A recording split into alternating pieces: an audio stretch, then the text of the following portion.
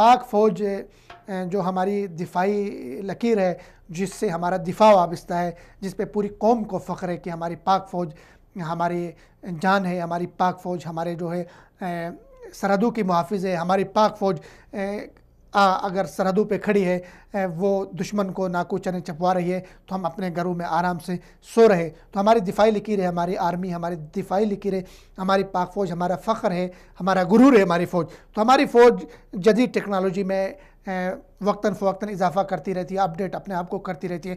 دنیا کی بہترین آرمیز میں ان کا شمار ہوتا ہے، دنیا کی بہترین فوجوں میں ان کا شمار ہوتا ہے۔ تو خوشخبری یہ ہے کہ پاک فوج نے ایک جدید راکٹ سسٹم کو پاک فوج میں شامل کیا۔ یہ جدید راکٹ سسٹم جو ہے یہ مقامی سطح پہ پاکستانی سائنسدانوں نے تیار کیا اس راکٹ سسٹم کو، اور یہ پاک فوج میں شامل کیا گیا ہے۔ پاک فوج کے اس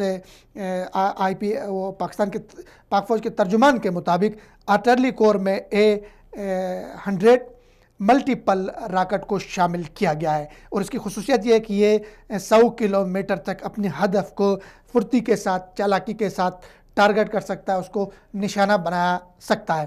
تو پاکستان کے جو استعداد ہے، پاکستان کی جو عسکری قوت ہے، اس میں اس راکٹ کے شامل ہونے سے ایک خوبصورت اضافہ ہوا ہے۔ پاکستان آرمی کے جو چیف ہے قمر جاوید باجوہ صاحب، انہوں نے پاکستانی سائنسدانوں کو مبارکباد پیش کی کہ مقامی سطح پہ انہوں نے یہ راکٹ سسٹم تیار کیا، ملٹیپل راکٹ سسٹم ہے۔ اس سے پاکستان کا دفاع ناقابل تسخیر ہوا، پاکستان کی سرحدیں مزید مضبوط ہوئی، پاکستان اپنے دفاعی پیداوار میں اضافہ کر رہا ہے۔ اور ابھی جو ہمارے وزیر اعظم صاحب نے ایک ہمسائے ملک کا دورہ کیا ہے، وہاں بھی یہی باتیں ہوئی کہ پاکستان سے وہ دفاعی چیزیں خریدیں گے۔ دنیا کو پاکستان کے پاس جو آگے مواقع ہیں وہ یہ بھی ہے کہ پاکستان دفاعی پیداوار میں کافی آگے نکل چکا ہے۔